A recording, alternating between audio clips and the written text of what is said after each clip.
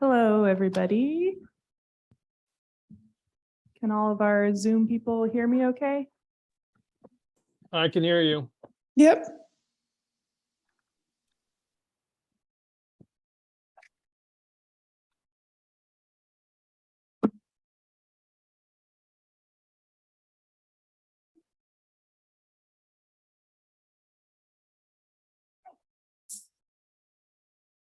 Do you not see your name up there? It's not up there. I think it's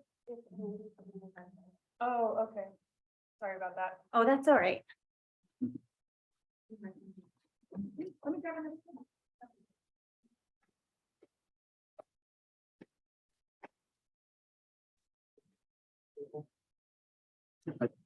You could be over there. There's, well, I mean, not to sit over there, but there are names over Get a there. special table. Bring it out. That's good. How are you? Hi, I'm Melanie. Melanie, I'm Kelly.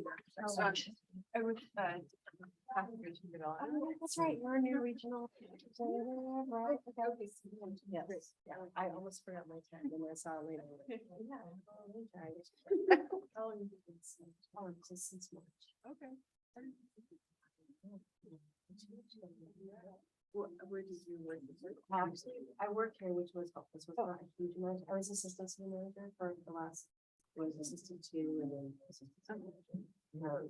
For the last 2 years. So there's, it's something you've gotten really familiar with a lot of things, but there's also a lot of. This is really fun. Yeah. I'm glad they came up for this. This is really in person and everything. So I do look. I live in Portland, but I used to work in the advisory, so it's more than 10 years. But That's a risk-free version. there's a little cuts. Yeah, it's kind of a big deal. It is, yeah, it's everything's really small. Yeah, well, I'm glad you're able to come today.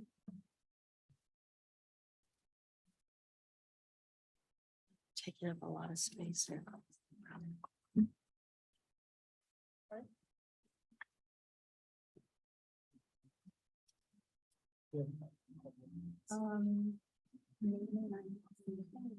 Okay. Hey, Brian. John or Amanda, will either of you or which of you would be sharing your screen? I think we need to make you a co-host.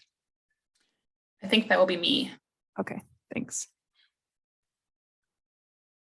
All right, thanks everyone for your patience. I think we're ready to get started here. So this is the second stakeholder group meeting for Estakeda's Transportation System Plan Update Project, TSP. And I think to kick us off, I'm just going to hand this over to John or Amanda with our consultant team. I'll take it, but I'm gonna throw it right back to you, Taylor. Hi, everyone, because I think we should probably start off with some introductions, but because I'm pretty sure I can't see everybody in the room there, I don't know who to call on. So Taylor, if you wouldn't mind, could you just call on whoever you can see there or on video, and we can introduce ourselves and remind everyone kind of what agency or group of the community we're representing. Sounds good. Okay, so I'll start since I'm already talking. My name is Taylor Campy. I'm the Community Development Director for the City of Estacada. And I'm gonna kick it over actually to the end of this row here. Paul, you want to go next?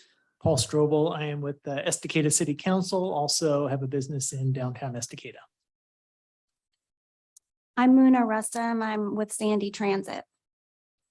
I am Luke Spencer with Clackamas River Outfitters Small Business in Estacada, and also the Vice Chair of the Tourism Development Council for Clackamas County Tourism. I'm Peggy Hartwig, standing in for Valerie from the Estacada Community Center. Hi, I'm Dave Piper. I'm not sure why I'm here, except that I've been with the Planning Commission for a number of years. Is that the reason? Okay. And I've been around for a long time. I'm Kelly Reed. I'm the new regional representative for the Department of Land Conservation and Development. I'm Trina Feldman. I'm a liaison with the DEIC. I'm Melanie Wagner. I'm the city manager here for the city of Estacada. Elena Turpin, the Assistant City Manager with the City of Estacada. I'm Alan Wilson, City Planner with City of Estacada. And I'm Brian Brightbill, also city planner, City of Estacada. And for our folks on Zoom, actually, Brian, I think you might be able to see more easily than me. Could you call on our Zoom people?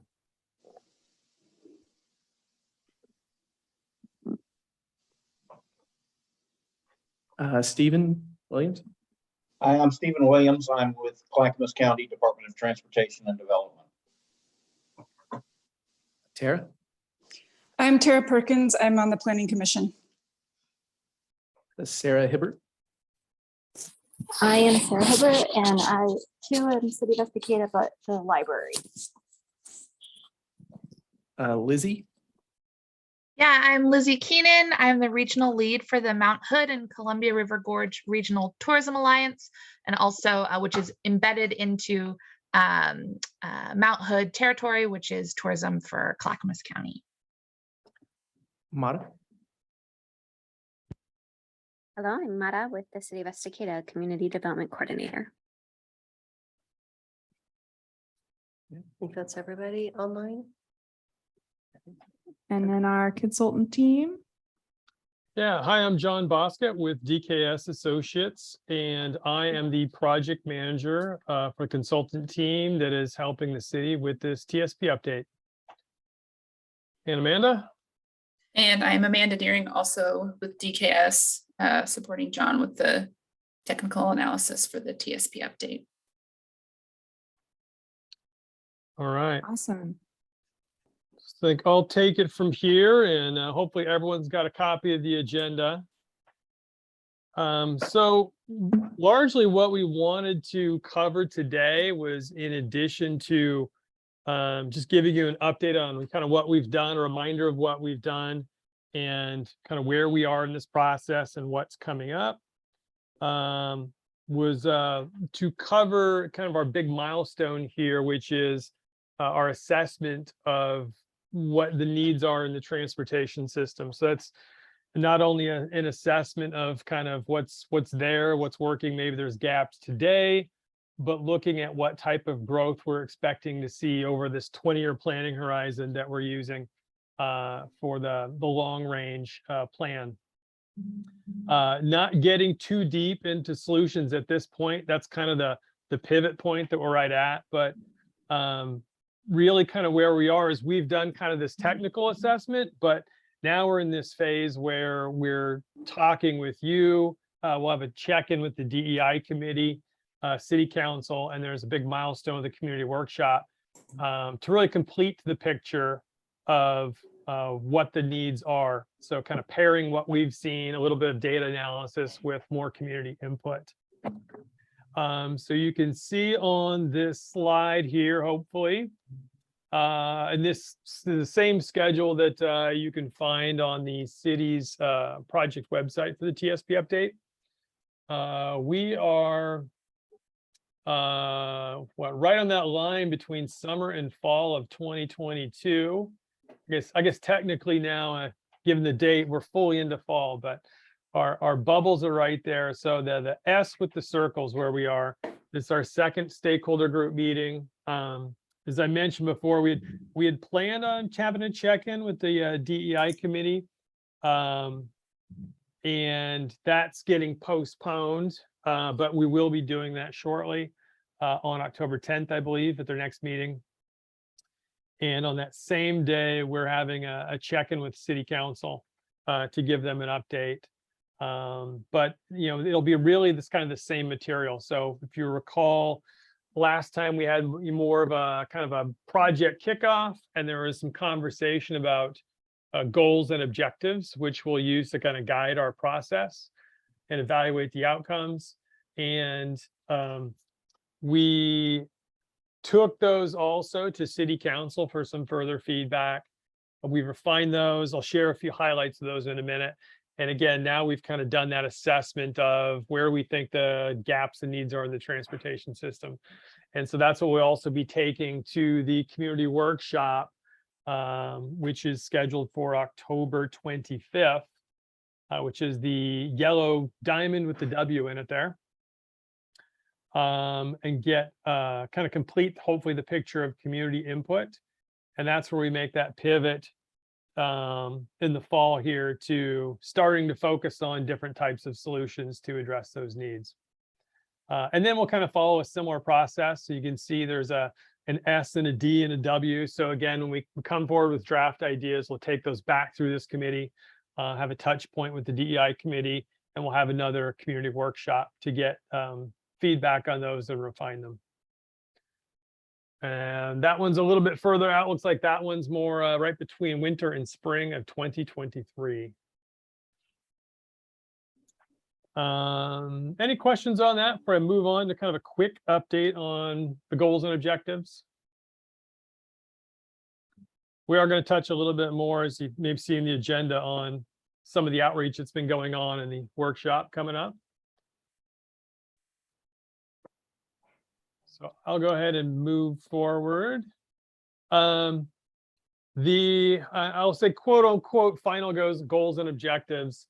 The reason I was using air quotes is, of course, if we get 3/4 of the way through the process and we're looking at the outcomes, we can always agree to make modifications to these. They're not written in stone, but I imagine they're probably in pretty good shape and will work well for us.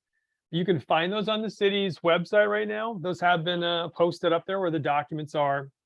They didn't change a lot from the conversation that we had and with the input that you had given us. When we took those to city council, they did request that we made a few changes. And really that was largely that we added an objective under the safety goal, which you would see as objective 1.7, and it was really aimed at resilience. Specifically, it says, create a resilient transportation system that supports the movement of people and emergency responders during natural disasters. The other change was that we made economic development a standalone goal. We did not need to create any new objectives for that, though. Really, we already had some objectives that were kind of scattered amongst the other goals. This was just kind of a reorganization, but they felt the economic development kind of needed to be elevated in importance to make sure that it was at least a standalone goal. So it's kind of a little bit of housekeeping in that regard, really no new objectives. As we kind of did that in the same vein, they had us remove the health goal that we had. But again, we didn't remove the objectives that were under it. All we did was kind of find them new homes. Largely under the existing goals that address safety, active transportation, because arguably they easily could have fit there anyway. So those are really the main changes that were made since you gave us input last. Any questions on that?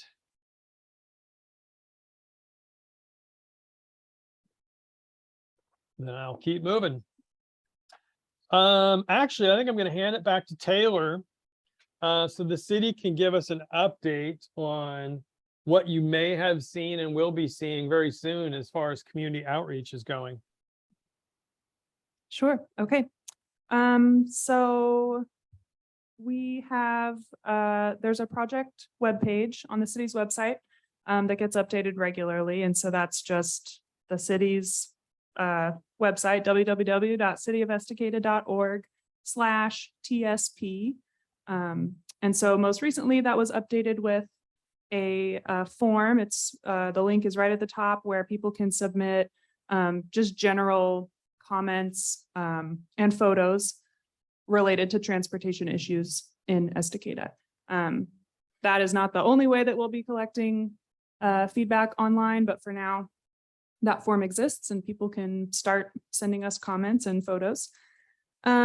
We also have been doing monthly email updates to project subscribers. So if you're not already on our email list and you would like to get regular updates about the project, then you can find the link to subscribe on the website. We have been doing weekly social media posts that are tied to the project goals. Those are going out on both Facebook and Instagram.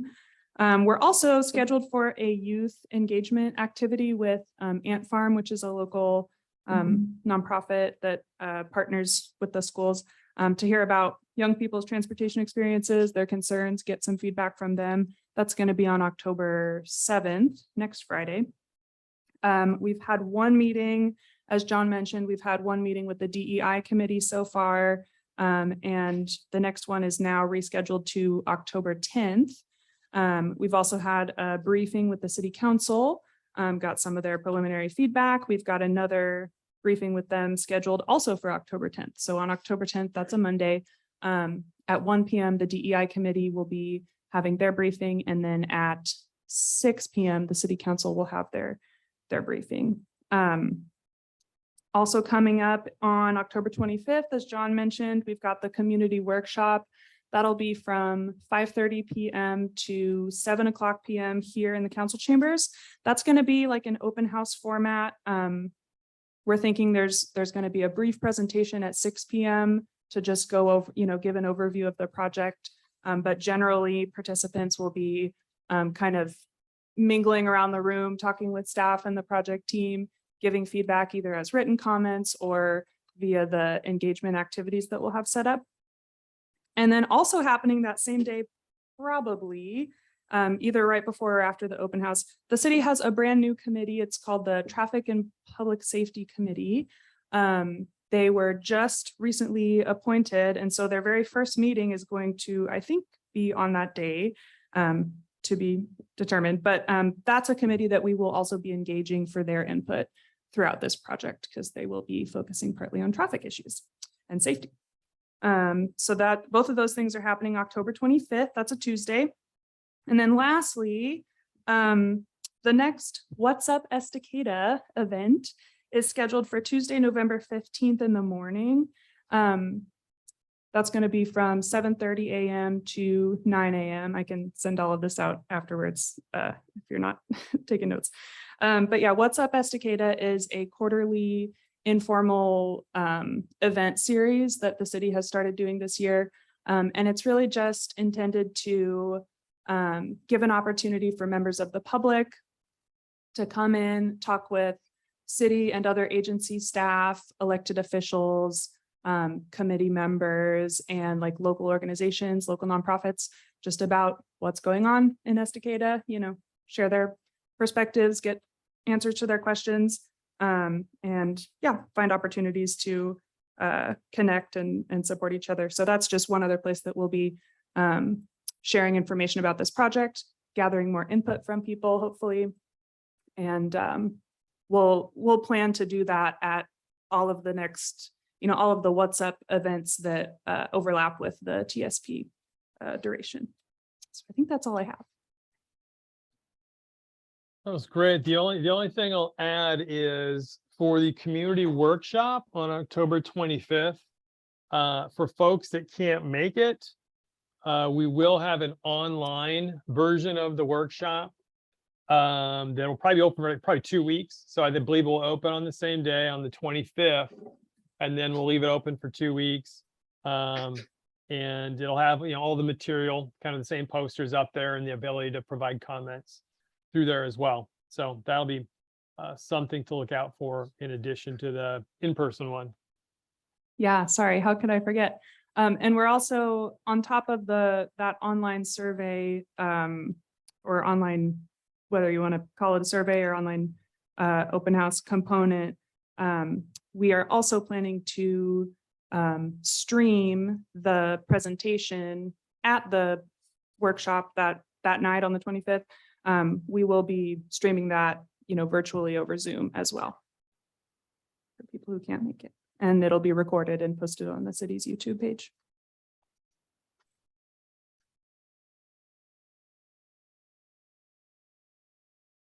All right.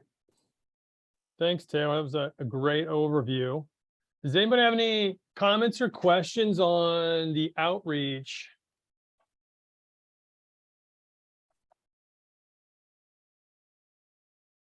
I think it feels like we're doing a lot of outreach, but we always hear later that there's people that didn't know. And so, and there's a great article in the newspaper this week about it. And you might have mentioned that, but it's in the newspaper this week. So if you know of other groups or places that we could reach out to, anybody, just feel free to make a recommendation, because I think there's pockets of people that we miss, and we don't want to do that if possible. Do we know how many folks are on the email list that goes out, the update? Good question. I don't know. Mara would know Hi. that, but she's. Are oh, we Mara's there. talking? Hello. Yeah, are we talking about the e-newsletter? So we do have, I have added all the stakeholders to, or the stakeholder group members to that, which I can update because I think we've added a couple of members since then. And then anybody who has been subscribing, so to speak, through our website on the TSP page as well. So a total right now, I could look and give you more of an exact answer. But I'd say at least 50 folks right now. Okay, great. Thank you. Thanks.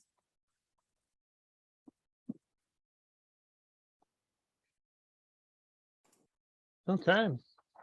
With that, I think we can move forward to the third agenda item, which was the meat of the conversation here. I will hand it over to Amanda, and she'll kind of present what we were finding for kind of the transportation system conditions and gaps, and open that conversation. So go ahead, Amanda. Thanks, John. Okay, so I have a simple overview here just to prepare you for how this presentation is broken down and how we did our evaluation. So first, I'll be covering the existing transportation conditions and gaps, and then we'll transition to talking in general about the future of growth and our assumptions with this evaluation. And then we will talk briefly about future baseline conditions, which is basically just the future 20-year growth with the assumption that, no improvements or projects are made. What would that look like to tell us where the gaps are? And then as a hint of the future, we will also be sprinkling in some potential solutions to get you thinking about what you'd like to see suggested and maybe what other gaps could be filled with the available solutions. So that's what I'm going to walk through today. When it comes to the existing system, we looked at a variety of different things. We looked at the network for walking and biking conditions. We looked at the transit services offered. We looked at the current safety conditions and also roadway and general driving conditions. So as we are going through this, the intent is to get your input and help us to complete this picture of what the existing system is like and what gaps may exist. So please be thinking about any key transportation challenges you or other people in your community that you represent might be facing. And we'll go through each of these 4 categories so you can think about for each category what might fit in.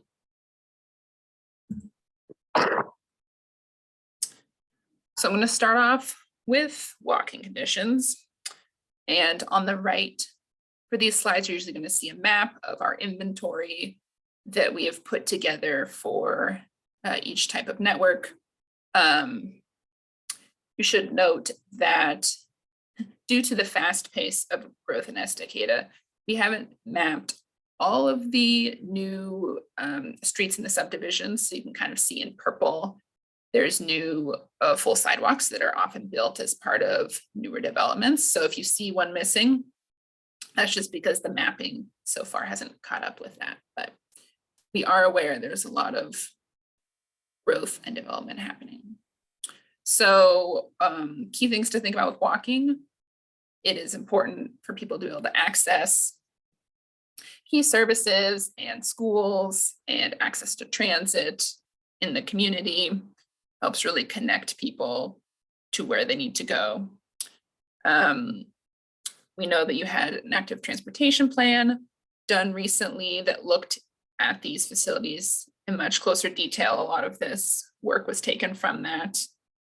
And specifically in this map, if you can't read the legend, the pinkish purple is where there are full sidewalks that exist. And the green dashed line is where there is intermittent sidewalks. So some might be missing or only on one side versus the other. And then two other things that are marked on this map are the one signal, which provides a protected crossing of the highway, really the only location to do that. And then the one flashing beacon, which I have abbreviated here as RRFB, but basically that's a rectangular rapid flashing beacon. So the one when you push the button, it starts to flash. And that is right near the school, which makes sense as a key safe crossing location. So with that inventory, here are some key gaps we recognized. One, there's a lot of intermittent green lines or poor condition sidewalks that exist, especially in the older areas of town, which makes sense, given they've been, not benefiting from the new development having the sidewalks. And then also in this area, there's few marked crosswalks or enhanced crossing areas. There were only those two I pointed out, and there are a lot of other areas where they might benefit from having clearer marked crossings. I mentioned before, there's only that one protected location crossing the highway, and we've heard about how even the crossing times there aren't long enough for everyone with different abilities to cross at that location. So that can be a scary place for safety reasons. You need more time. And then speaking of different abilities, there are a lot of ramps that are not ADA compliant in the area. So those are some of the key walking network gaps. Before I give a preview of solutions, does anyone have other issues related to the walking network that they want to add to the picture?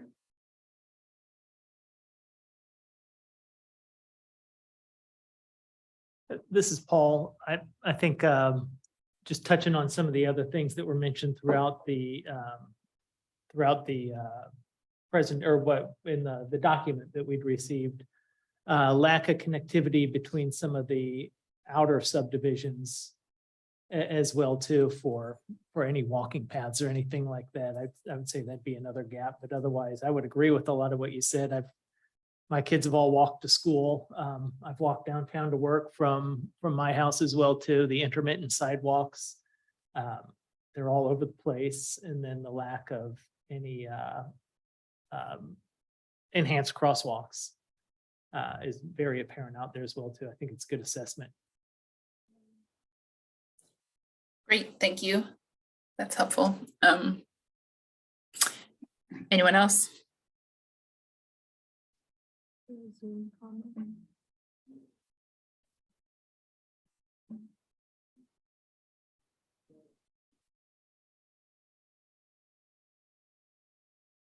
Okay, well, let's look at this list of solutions and see if this jogs any further thoughts. Okay, so when it comes to different pedestrian network solutions, things we can look at are the sidewalk infill. That's a big one to help close gaps in the system, help deal with connectivity, and can be a comprehensive effort or a smaller effort depending on how much you want to infill. I'm doing ramp upgrades to be ADA accessible, looking at various forms of street crossing treatments. So these, we tend to have an assessment that varies from whether you need a marked crosswalk at the minimum, or if you need some sort of enhanced signage or beacon to really alert people about this crossing where people are going to be walking in the street. And a lot of these are going to be benefits that both people walking and biking and taking transit really can make use of.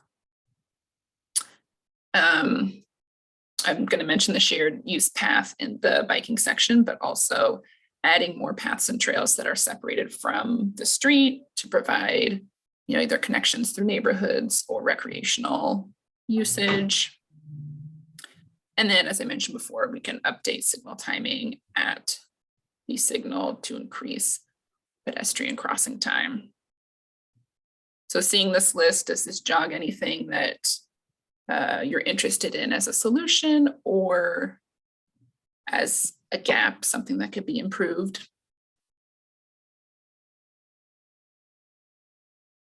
Like maybe what kind of crossings do you find useful? Is it just that we need more striped crossings so people know where to cross? Is it that there's no ramps so you can't get across the street easily? Or do you need more enhanced crossings because cars aren't going to stop? It's kind of the feeling when you're out walking around. Yeah, what about a stoplight so they have to stop? That is the highest form of the street crossing treatment, actually having a red indication. So the cars have to stop. I will say that does usually require, either higher volumes or higher speeds, because we don't want to put those everywhere because then people start to not take them as seriously. But yes, that definitely makes people stop and pay attention, doesn't it? Yeah, I'd be curious to know. I know the flashing beacon crossing on 6th has been there a while. Are there things you like or don't like about that treatment? I think this is Melanie. I think it's been really effective. And we actually have another one up close to 10th on Northwest Wade and 10th that was installed more recently. That helps with crossing like from the school area to get across to where the library and park would be. And we've had recommendations for those, for instance, in downtown where there's a lot of crossing from a senior home, our apartment home down here, and they cross to get into the downtown services area.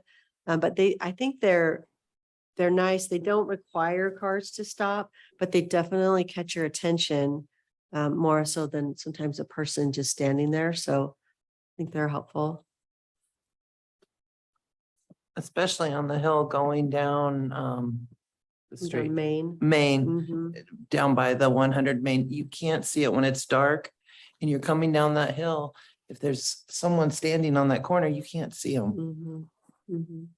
So the flashing lights would really help. I also just confirmed today that we do have a grant through the county to do some updating of ADA ramps uptown, because downtown we've been working on them, and this is a great list because we kind of have had to do that. Like we just keep whittling away at things, adding a sidewalk stretch here or there, adding the little pedestrian bridge up towards Cemetery Road, but we are going to be able to do some more ADA ramps where they're missing or inadequate.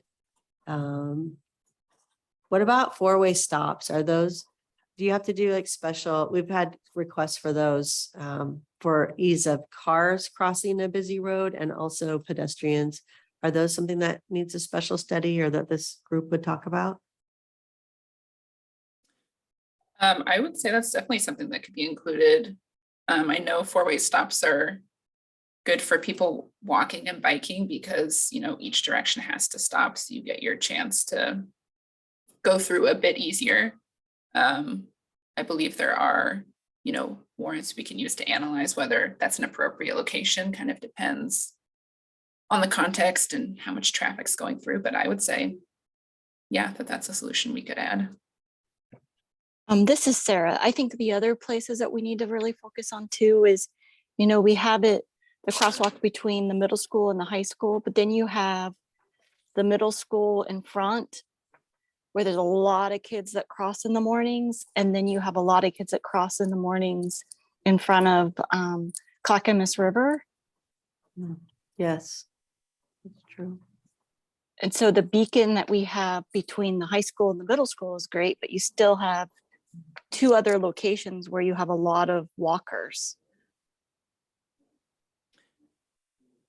Yeah, that makes sense. They're not concentrated at just at one location.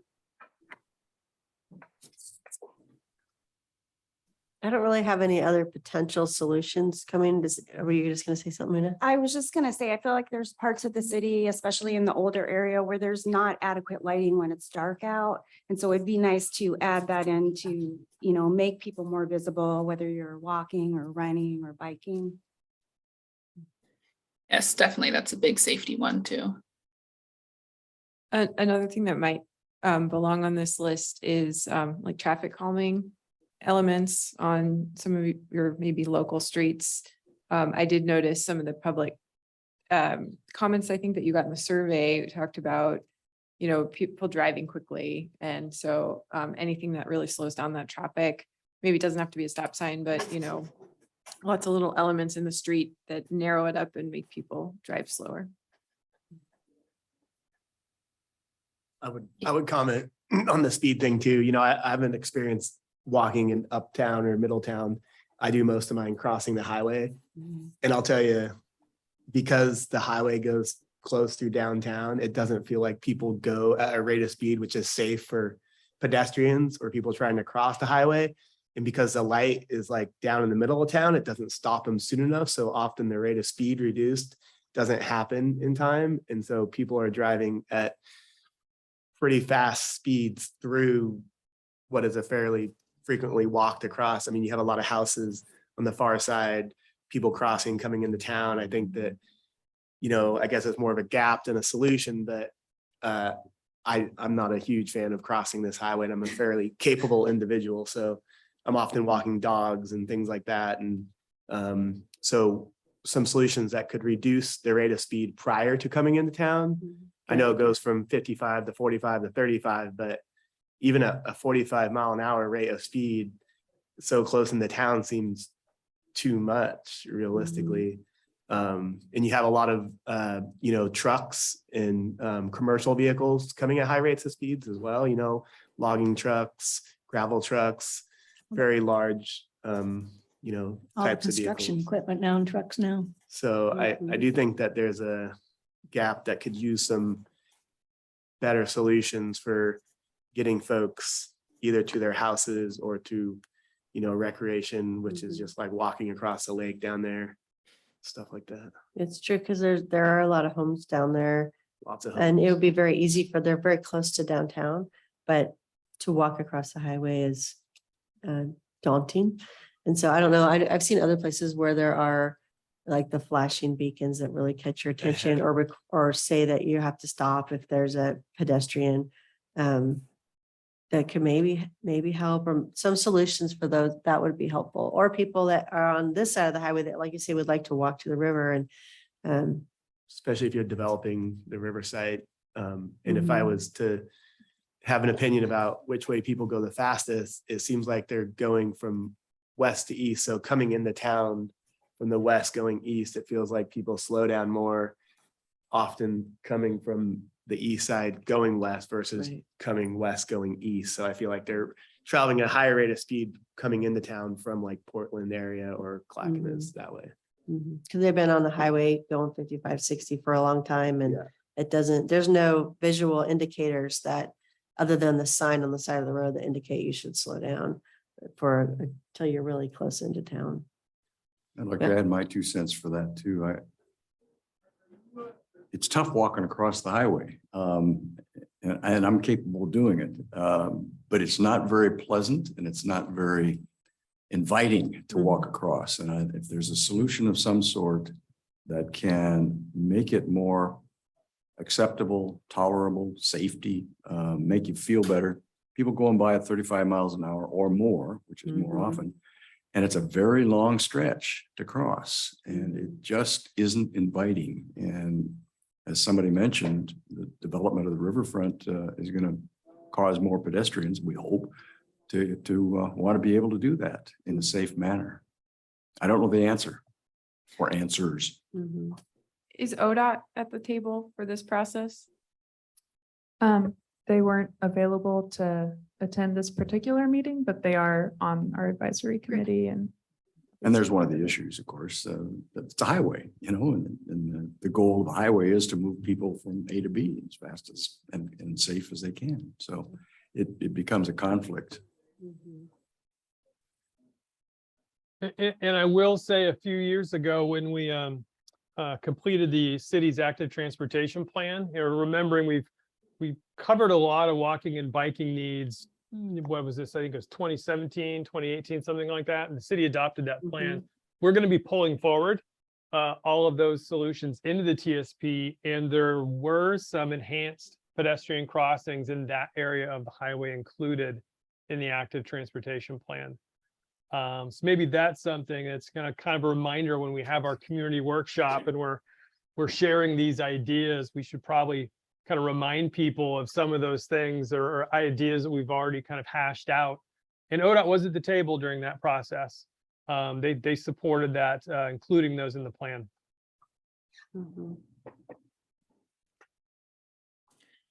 Great. Okay. I'll keep moving unless anybody has anything. Just one more thing I was thinking about here. We've got areas that have, I think you call them implied crosswalks, or they're called implied crosswalks.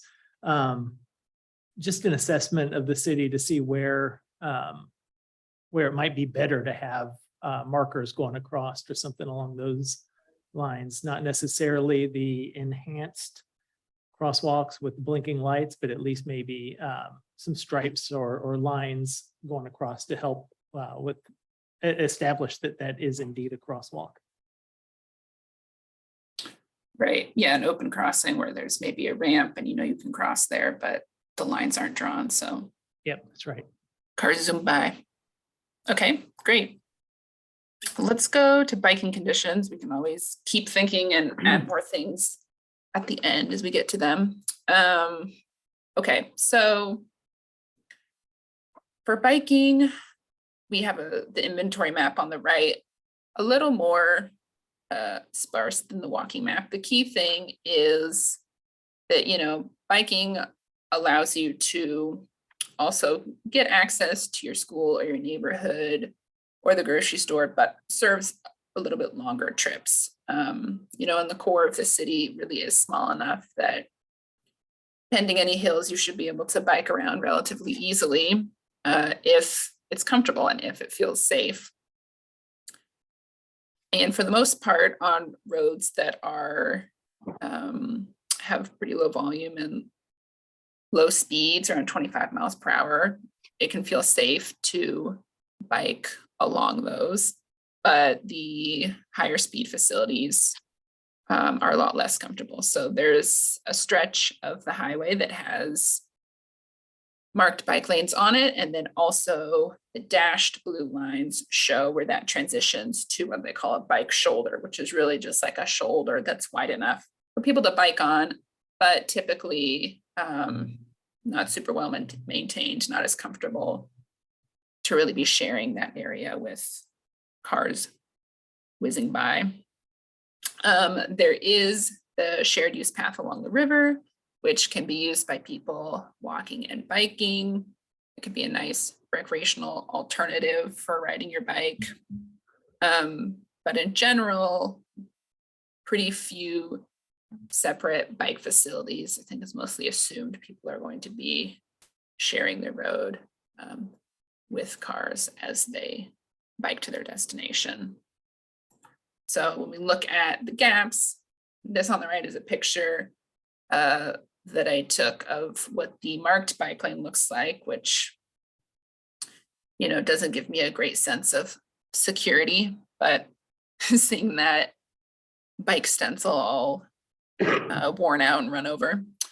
But like I said, there are some more high stress facilities that could use more protection for cyclists and maybe other areas that would make them feel safer biking around. I also noted bike parking. Sometimes that's an issue. I mean, for me, the best part about riding your bike is not having to worry about parking, getting to park, you know, right at your location. But if there isn't enough bike parking around, that could be a deterrent.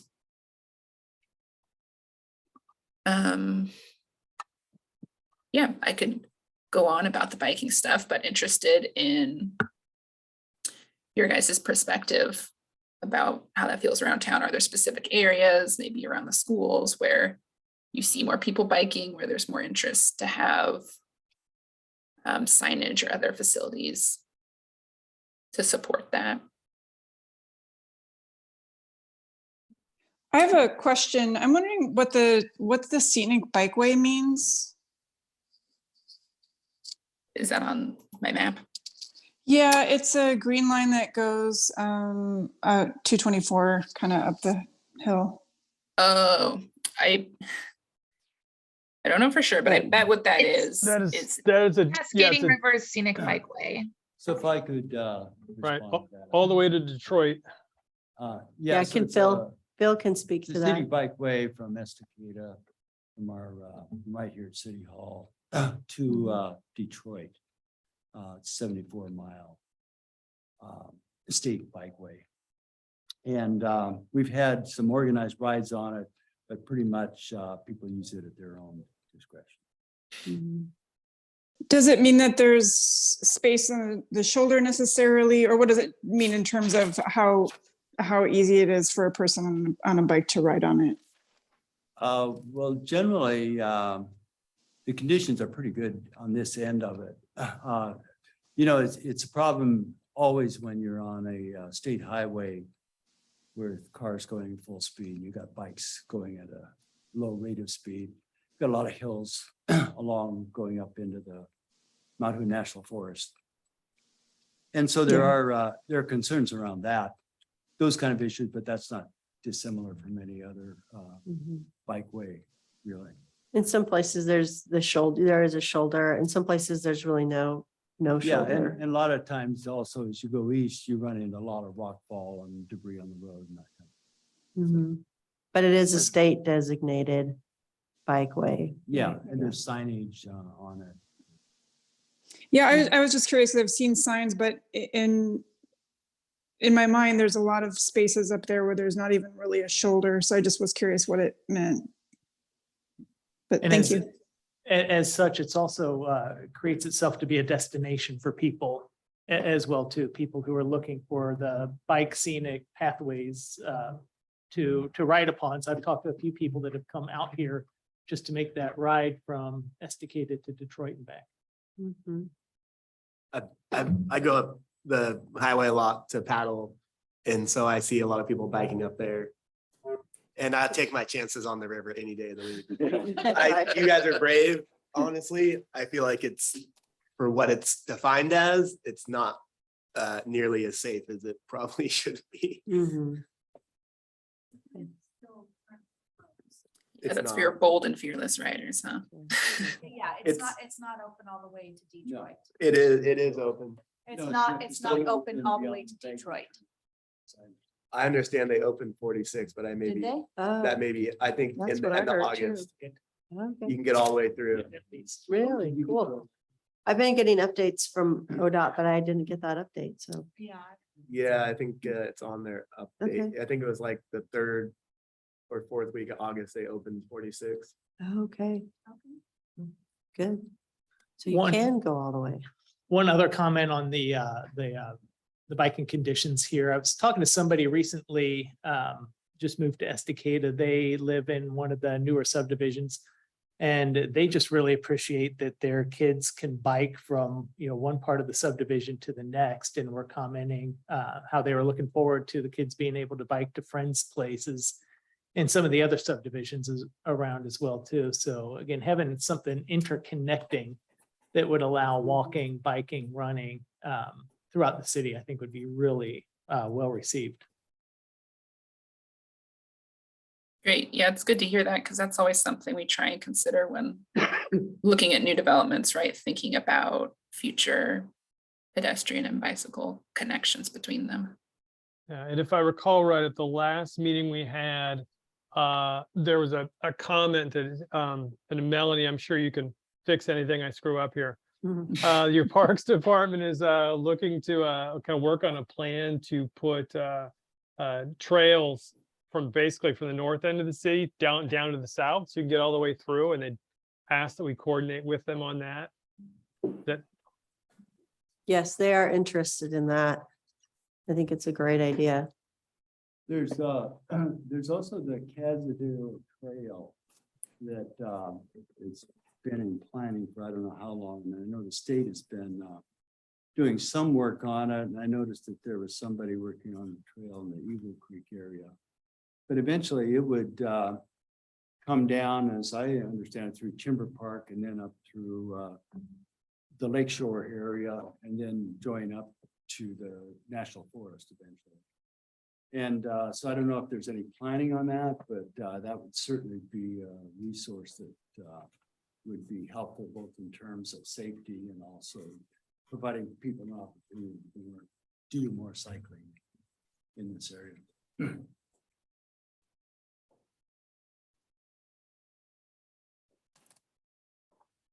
Okay.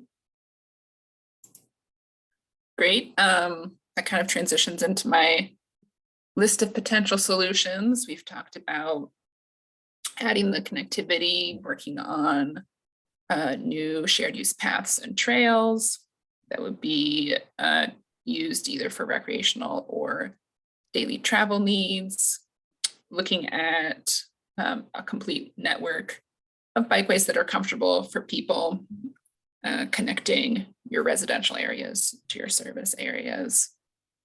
Also wayfinding signage, often having, either marked bike facilities, share the road, or wayfinding so you know which way you need to go to connect up to these trails can be helpful.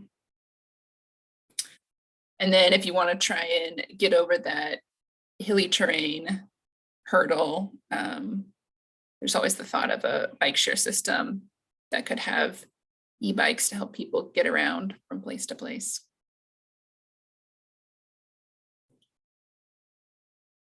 Any other solutions come to mind for helping people bike around town more comfortably or safely?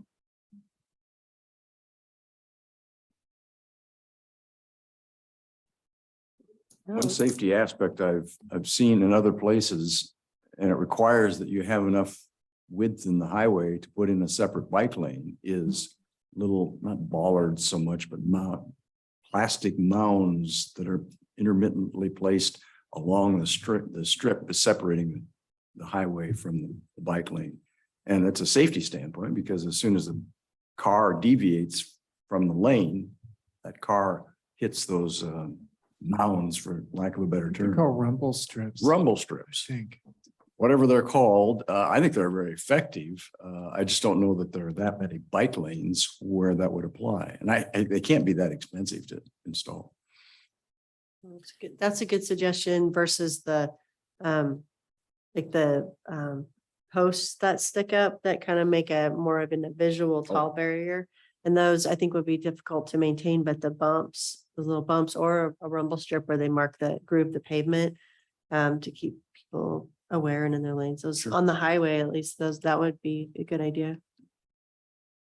I think there's mountable curbs too. That's what they call them, but they're kind of the half of a hexagon shape that run along the length of a bike lane. So yeah, you run into it before you can go over into the bike lane. Mm-hmm. And I agree about those vertical delineators that are hard to maintain. Those get knocked down so easily, but the curb stays in place longer, I think. I'll remember they're called a vertical delineator. Maybe I will remember. Since you brought up bike parking before, that could belong on the menu here for solutions. And that could be private bike, a business that could provide bike parking on their property, right? Or the city can provide it in the right of way. Right, yeah, and that would be great to know, I think, just the areas where that's needed. Kind of outside what services, or like, do the schools have enough bike parking? Because often it doesn't require that much, a couple of those semicircular metal bike racks is enough to serve a business. And on the private side, a lot of what that has to do with is making sure your development code has the requirements for bike parking in not only in quantity, but in type that you want to get as development comes in. And it's been a while since I've looked at that section of your code, so that might have been updated to where you want it, but that's, if not, that's something that we would certainly look at as part of this process, if that needed to be updated. Off the top of my head, I think our development code has, it does have bike parking standards, minimum number of spaces per, whatever type of use. But I think those standards are maybe a little flimsier or more flexible than we might want. I don't know. It would be worth revisiting, certainly. Okay. Great. All right, shall we move on? Sure. So next up is the transit conditions, which I think we have already heard a bit about and talked about under the first kickoff meeting, but we've heard that this is important for accesses to other services outside of town, specifically medical appointments, people getting to jobs, and this is especially true for the seniors in the community or people who don't own a car. They're more reliant on the transit system.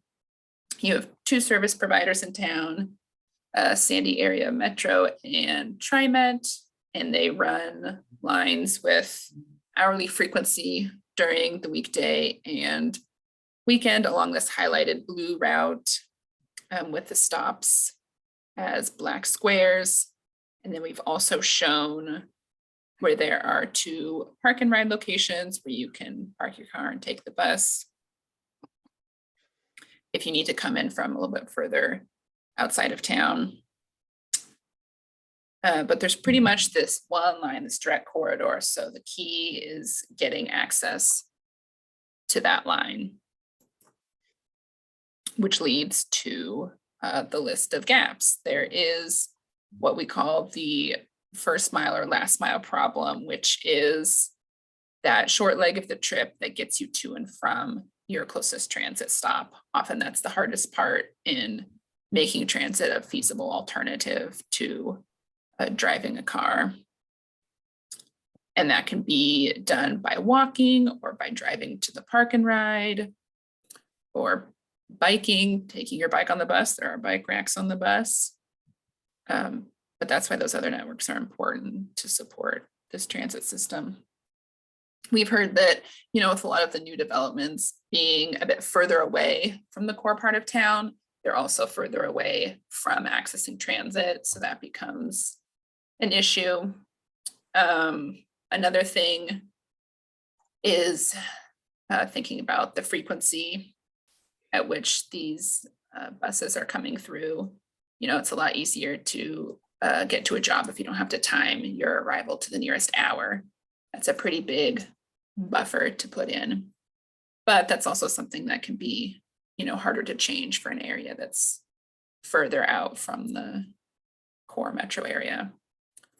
So my prompting question for you this time is about the park and rides. We have 2 of them on the map.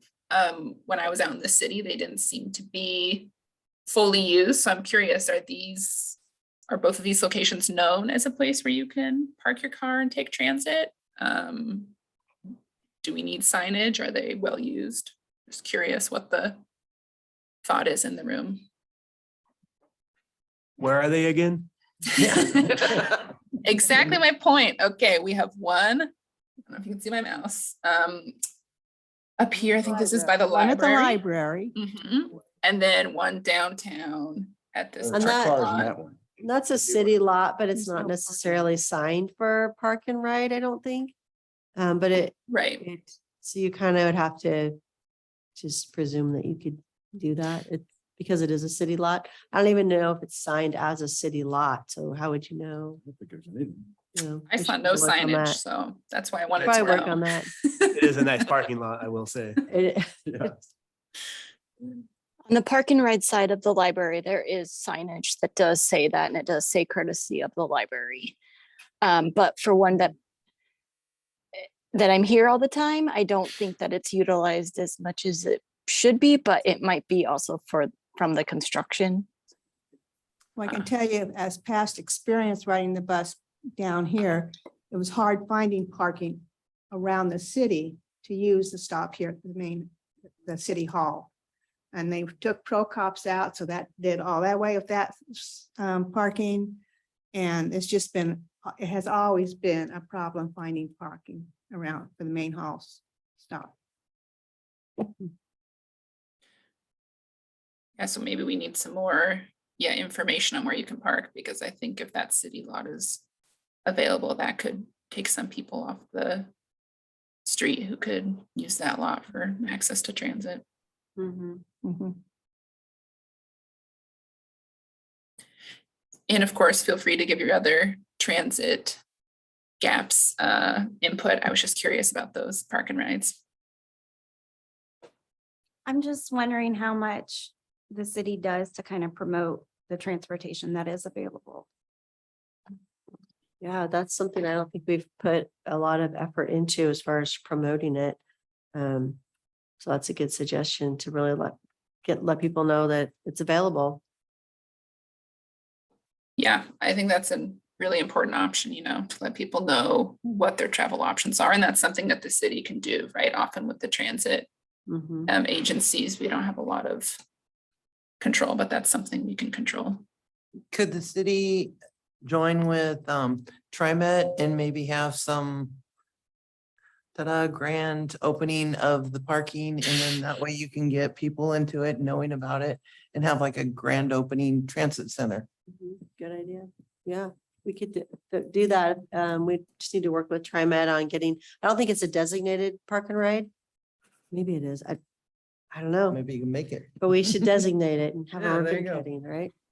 I am Grant O'Connell from TriMet here.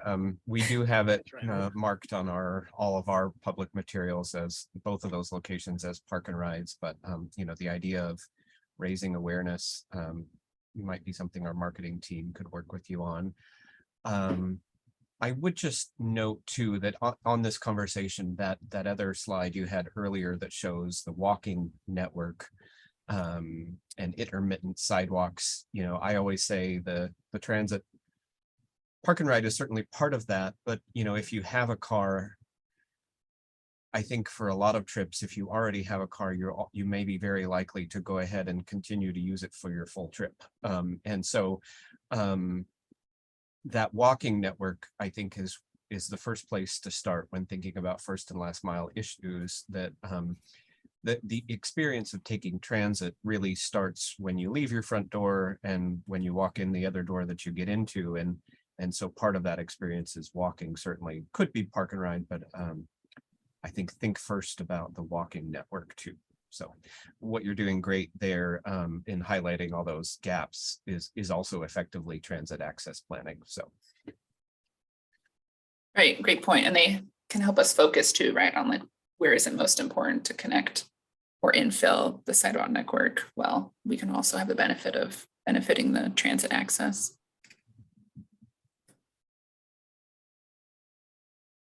I will say it's been quite a long time, but quite some years ago, I did ride the transit back and forth, like to Portland to here, and oh boy, that's an adventure. And it's a very long one. So unless you really have no other choice, you probably are going to jump in your car and drive. And I think since I know they've gone back and forth on when it actually runs, I think that it's changed over the years, how many days it runs.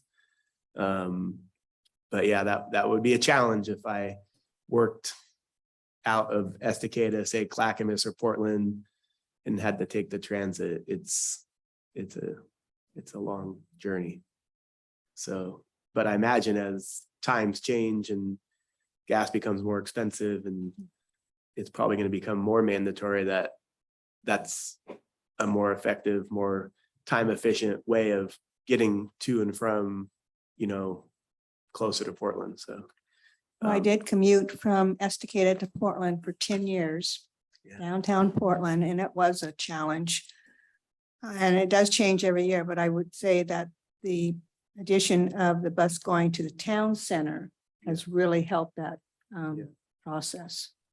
Yeah, and with that said, what a great start to something that could be amazing because. Well, yeah, I mean, I'm not yeah. saying that's the end. No, result, I'm to saying keep it's cool proving that it. we actually have it come all the way out here. I've even thought at times like, hey, how great would it be if somebody could get off the plane and get over here to do recreation if they're not driving, because that's a big topic in tourism is how do you bring recreation to places like Estacada, but without having like 25 cars, for 2 families.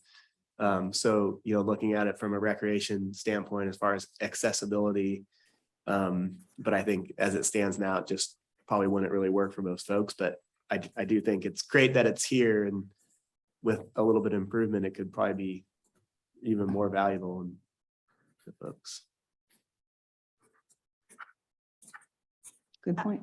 I was just thinking probably part of that problem with coming to Estacada is that the bus stops here. If we're going to recreation, there is no transportation available. I know from where I work, people do travel from the airport all the way up to Timberline, but there is access to transportation. So if you don't have that connection, it makes it not worth it. Sure, but if you were like doing recreation just around town, like If you were doing it around But if town, you're going sure, up but if the you, corridor, it wouldn't be if you're going to really explore everywhere. those e-bikes. There you go. That parking lot could be marketed to as like a carpool park and ride. If That's a good suggestion.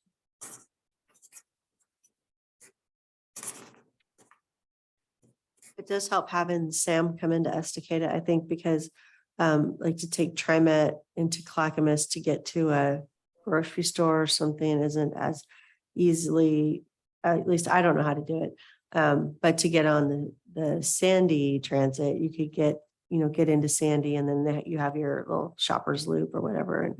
And that's helpful. Or you could get, if you had to get to Gresham, you transferred it, go that way and then get on TriMet or something.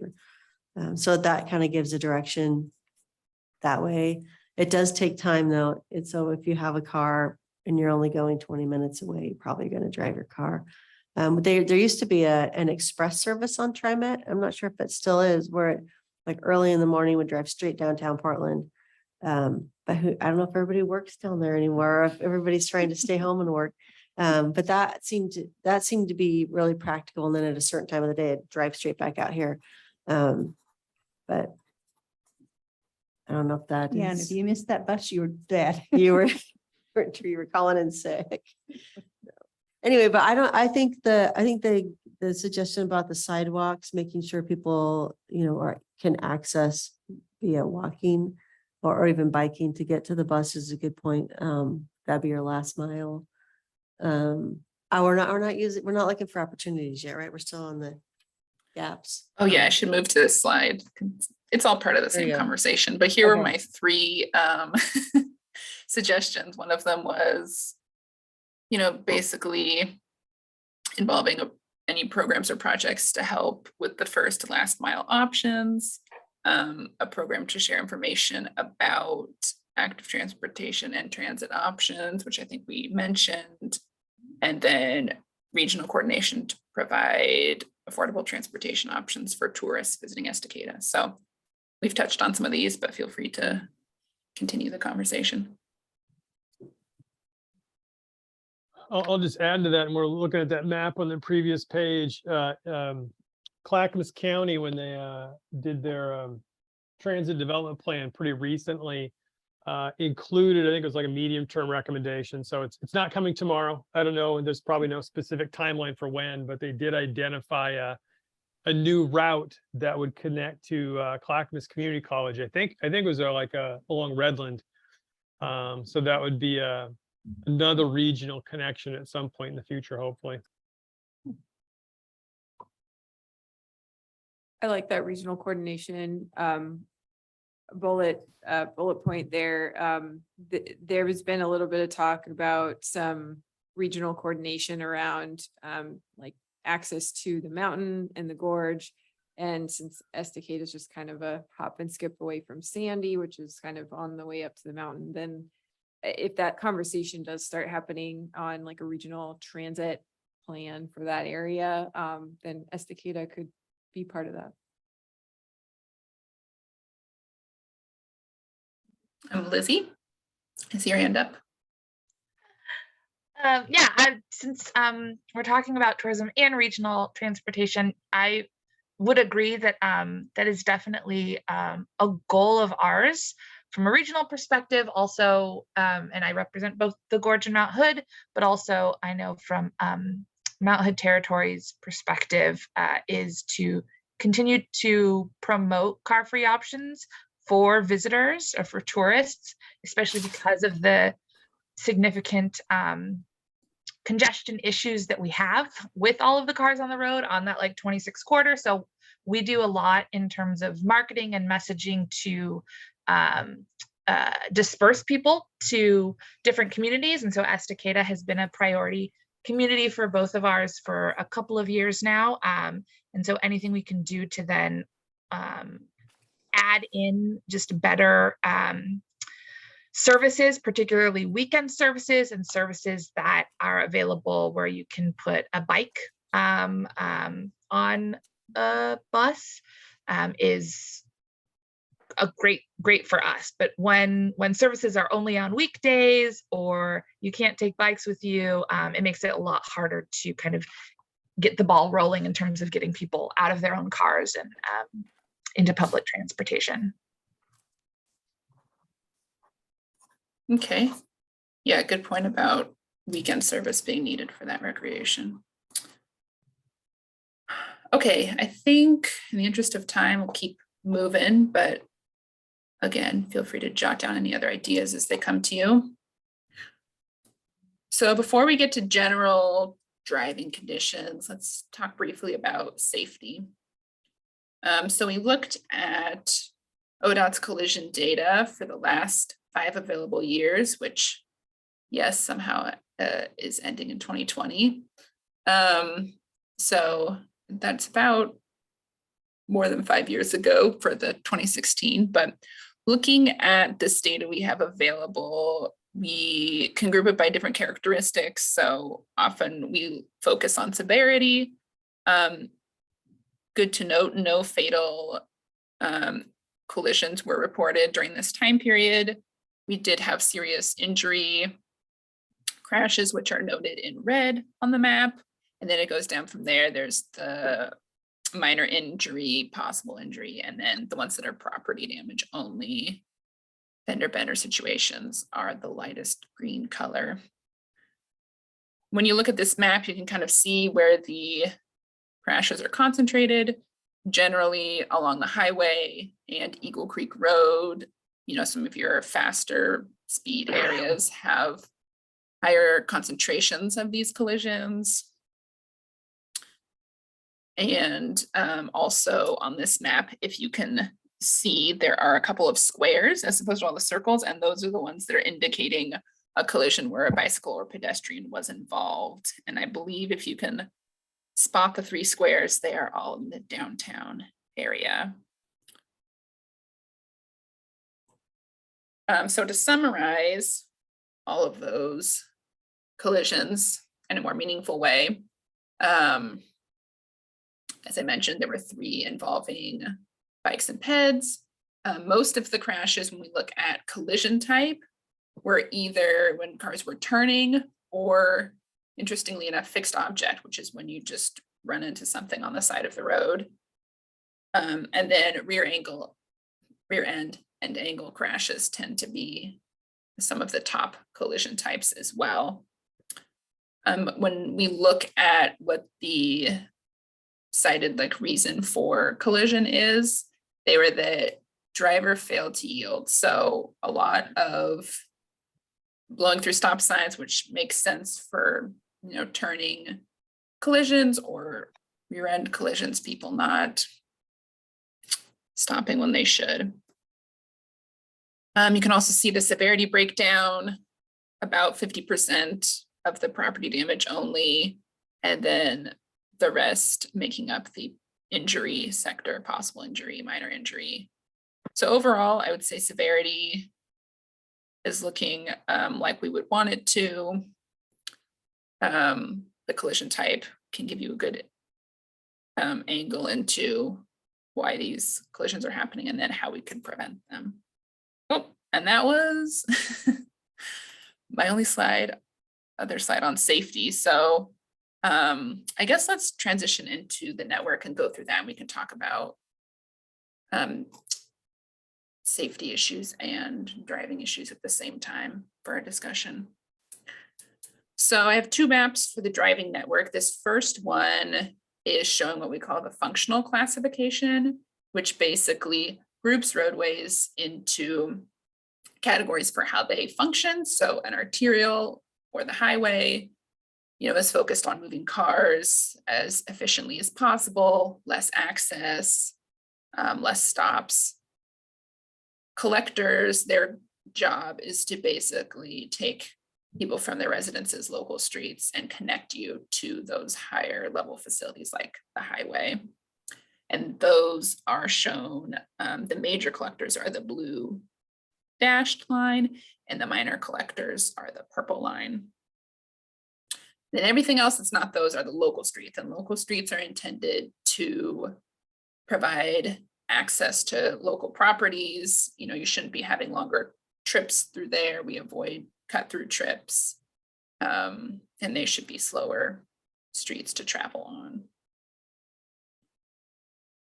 So these functional classes kind of help us determine what sort of goals to have in mind when looking at projects. They can also tell you, for your people biking and walking, what level of comfort would they have on these roadways. The highway, probably not. They might need an alternate path, or maybe they need more separation on a collector roadway, but on the local roadways, they should be fairly comfortable. And then the other map I have to show is the speed map, which we've been talking about speed before, but here you can clearly see the highest speeds coming into town in red, the 55 miles per hour, and where it transitions to 40 briefly and then 35 miles per hour through the short downtown segment. Eagle Creek also has a pretty high speed, which if you're out there, it does feel kind of unsafe to be walking on the side of the road along there. And that was one of the higher crash corridors that's often correlated with speed. And most things that aren't posted, the local roads, we assume that those are 25 miles an hour. So that's why all the roads aren't marked with the green for 25.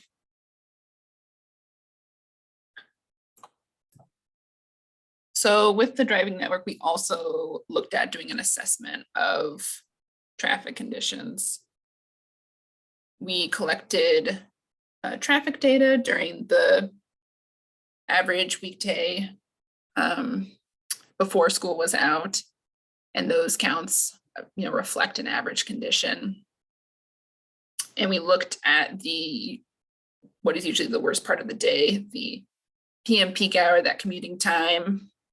And as a part of this analysis, just to get into the technical side for a minute, we have mobility standards, which are set by the local jurisdictions, and they control, what is the standard for how something operates. And the two different ways that we measure that are either level of service, which does your report card style grading of A through F based on the delay an average person would experience at an intersection.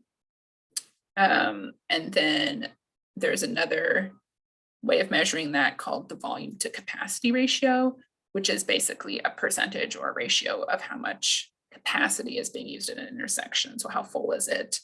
0.8 would be like 80% full. And we looked at, I should have mentioned before, the map on the right has 13 intersections pointed out. And those were the intersections we focused on for this evaluation.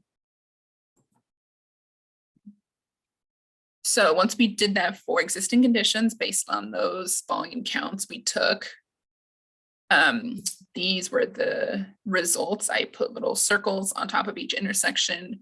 Green is doing good, yellow is maybe increasing a delay a little bit, and the orange ones were the two that were closest to that mobility target. Specifically at the highway and Main Street, that has the highest delay for people on the side street. So on Main Street, trying to turn onto the highway, level of service F, and that's about 129 seconds of delay. If that helps you imagine how long it would be. I think generally people trying to turn go to the signal, but if you tried to stay at the stop sign, you might find you get an average longer delay. And then the other intersection that I've highlighted in orange is where Highway 224 and 211 meet. And that has the next highest capacity, which is there at 0.82 for that BC ratio. So those are two key intersections we identified as being congested today. And then eventually we'll get to the future version of this. But for now, let's take this chance to talk about the roadway congestion traffic issues, if there's anything that I haven't covered in those slides and maps. I don't know if this is appropriate at this time, but I do have a personal concern about congestion around the high school. The buses are now parking on the street, both sides of the street during the mornings and at lunchtime and after school. Kids are just running. And I have a driveway that comes out between the two parked buses, and that's okay. But my issue is kids run across there and I can't even see them. And then at nights, the games, of course, and that seems to be like we have a lot more people going to the games now, which is great. But that congestion around there is getting worse. And I don't know what we can do about the kids running out. But I think if we can develop some way of having better parking controls around there, that would really help here. Our active transportation plan actually shows bike lanes along, like striped separated bike lane, or just like on the shoulder, which would remove all parking from the street there on 6th, which is kind of a quandary because like where do people park then?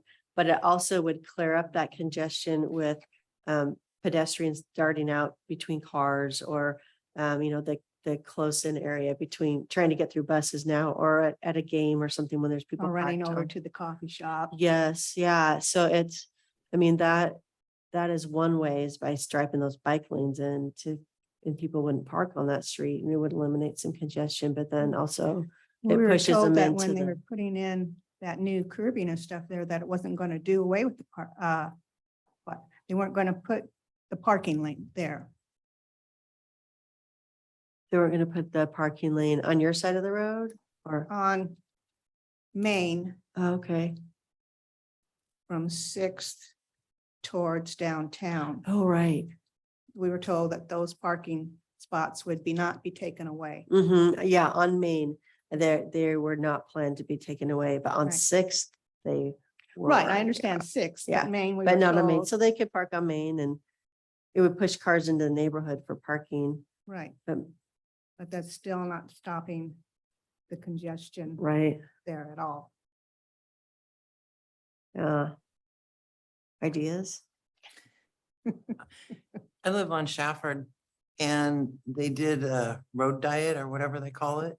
And they put, so like, a friend of mine's in a wheelchair and she says it sucks because you go down the wheelchair, go down and you have to down, up, down, up, down, up, all the way down Shafford. Because it's not the way you have to come out, you go, there's no. No flat straight. Right, on and the then they have it sidewalk. come out and people go on 7 o'clock at night, drive down there. It's a bunch of cars. It's basically one lane down Shafford when you've got cars on both sides. Mhm. And so it's starting to look like a street from Portland. You know, it's very narrow when all the cars are parked on the side. It's not enforced that everybody has to be off of the street, and so you get more and more congestion. How to fix that? I wouldn't make them go out. I would make straight streets with sidewalks and normal, not these bump outs. As far as 6 goes and over by River Mill and stuff, that's gonna get even more congested. When they get all those houses up Deuce Road and the airport, that's gonna be a mess. And that's something we really, really need to think about. Are you looking at that intersection at Deuce and Eagle Creek Road? It's already a yellow. It's gonna be No, I mean, red. it's green, the Oh, is green it green? one up at Deuce, or which one were you looking at? I don't know, I can't see it. It's too far, it's too far away. I see 2 yellow and 2 green, I think. Yeah, I'm not sure which one's which. yeah, those are, I think the county, yeah, those are intersections definitely that need to be highlighted Yeah. and acknowledged. Because they're going Yeah. to get worse. They will show up in our future, Okay. future analysis. Okay, I think that's helpful. Any other thoughts on? Yeah, are there existing intersections that have issues that we didn't cover, or any ones that you want to The one talk thing I would- about? The one thing I would point out is, east, Copeland Road, it's a windy, narrow road, there's no pedestrian, no bike lane. And then it goes cemetery where you've got all these new homes filtering down through there, Cascade Ridge. And that area is going all the way up now to Lawrence Road. And so, one of the things you might want to look at is some other north-south road that would connect, like where Moss Hill Road comes in, maybe over to Deuce Road, so you can get a lot of that traffic, avoiding the schools and avoiding the downtown area. That's an interesting idea, yeah. Weren't they talking about doing a bump out from by the airport down onto Deuce Well, somewhere? there was a discussion at one point about 20 years ago in one of these planning sessions about extending Moss Hill Road across. And you can see there's a couple of other roads there. I don't know what condition they are, hilly or whatever. But you could run one directly over the Deuce Road, and that would take a lot of the pressure off Copeland, which is a very dangerous road, really. And provide an opportunity for people who are going to 224 anyway, keeping them away from the schools and having to go downtown in order to connect up to get north to where they probably work.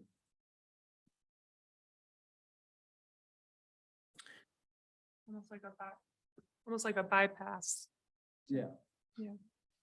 Yeah, and I mean, if there's going to be a bunch of subdivisions over there and those people are wanting to go downtown right now, you know, if you're, depending on where you're at on Deuce, you have to go all the way down to Eagle Creek or even the highway, and it could be, those kinds of trips could be avoided.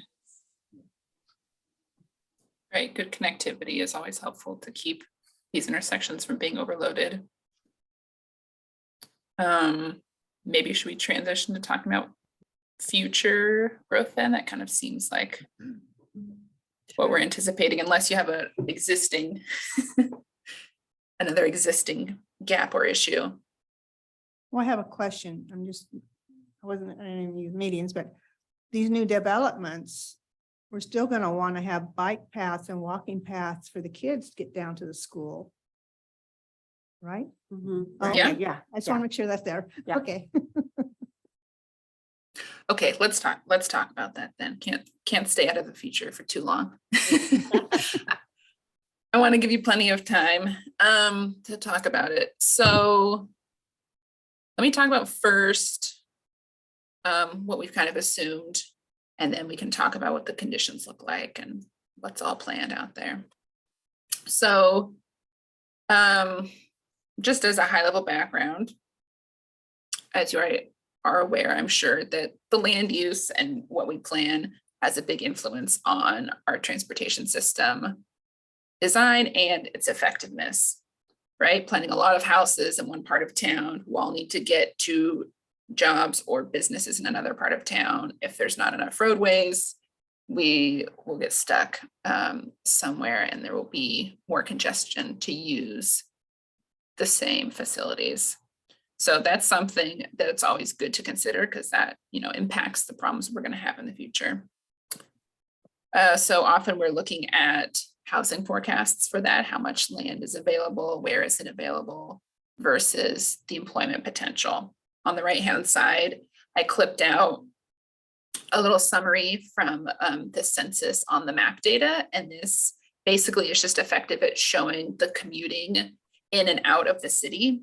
So in the green arrow on the left, it shows that about 1,200 people commute from outside of Estacada in for work, and about 1,300 live in Estacada but commute out for work. And that leaves, in this estimate, only about 160 people who actually both live and work in town. So that kind of gives you an idea of if a lot of people are having to travel to and from, we're going to have a lot more of those regional trips and people using that transportation system. So I think that's always an interesting thing to look at, because when you look at those numbers, you can really see a lot of people are coming in and out. And as we all know, the population in Estacada has been growing pretty rapidly. For this comparison graph, I just chose from 2007, which was when the last TSP update was done. And you can see a pretty sharp uptick in around 2019, 2020. So, the pandemic has had an effect on people being able to live further away from where they work. They can work from home or they don't have to go on site as often. So that has just further increased the desire to live in places like Estacada. Now, if we want to talk about the specifics for this analysis, we looked at a couple different sources. We looked at population estimates from PSU. We looked at your housing needs analysis that was done recently, their forecasts for what the housing supply and demand is.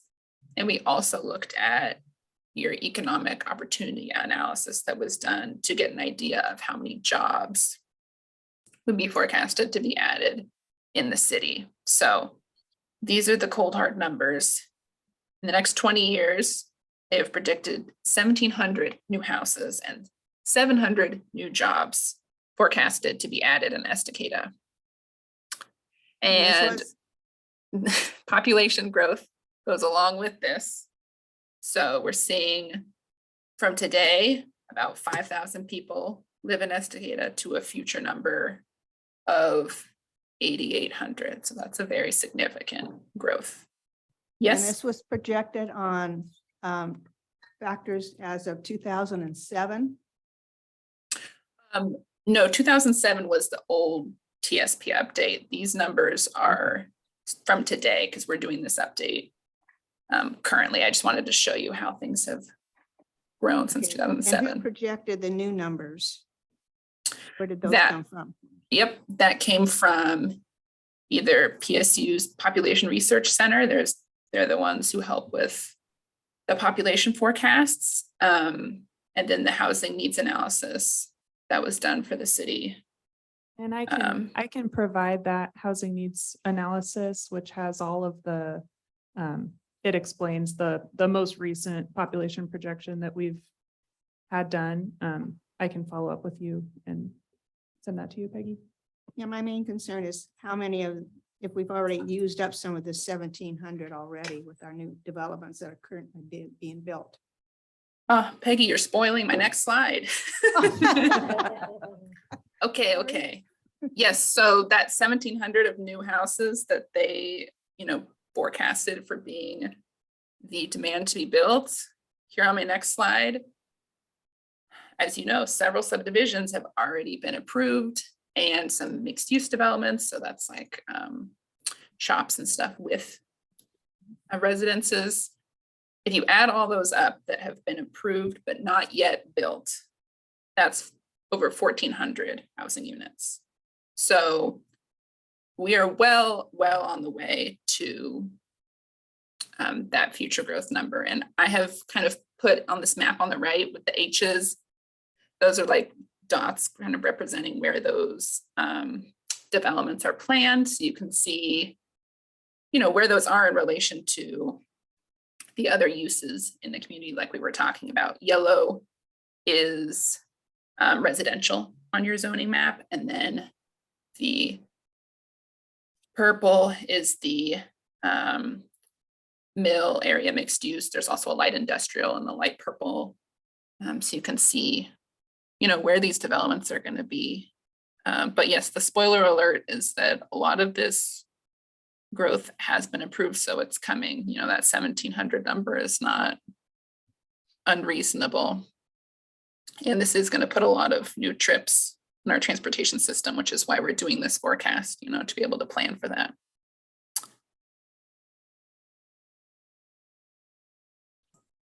And this is just based on houses, on property, not apartment buildings or anything like that. Okay, good point. I should clarify, when I say housing units, that is both single family houses and apartments. So some of the mixed use areas tend to be more apartments or a townhome situation. So that's all different types of housing units when I said that 1,400. Thank you for that clarification. Okay, I have one more future traffic conditions slide before we can chat.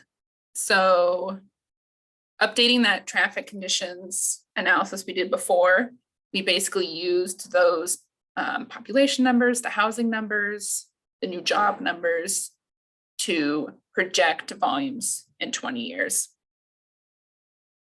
And that included, you know, thinking about where these people are going to travel, how they get in and out of their houses to the highway or to work. And we reran that analysis. And so now you can see those dots. A lot of the yellows have turned red. The oranges have turned red. That Deuce Road, Eagle Creek Road intersection has a yellow. And the big story here, you can see a lot of these red dots fall along the highway. And this is mostly due to people on the side streets trying to turn off or turn onto the highway. And a lot of that has to do with the growth, right? More people trying to access the highway and Eagle Creek. So the delay is mostly happening on the side street. The highway, the people on the highway won't be experiencing a lot of delay because they're not stopping. But that is definitely a concern in the future that we would need to address. And then I pointed out two other intersections here, that Eagle Creek Road and River Mill Road. That's at the nexus on a lot of this planned development. So that one's going to be hit hard. And then 6th Avenue and Broadway Street was another one that turned red. And, you know, that's just like a key area trying to get from the north into downtown. It's also around the schools. So that's on increase in congestion as well. Okay, now ask away your future growth questions. I would add Cemetery to Copeland and 4th down to Shafford as being potential problems, especially with the new housing going in.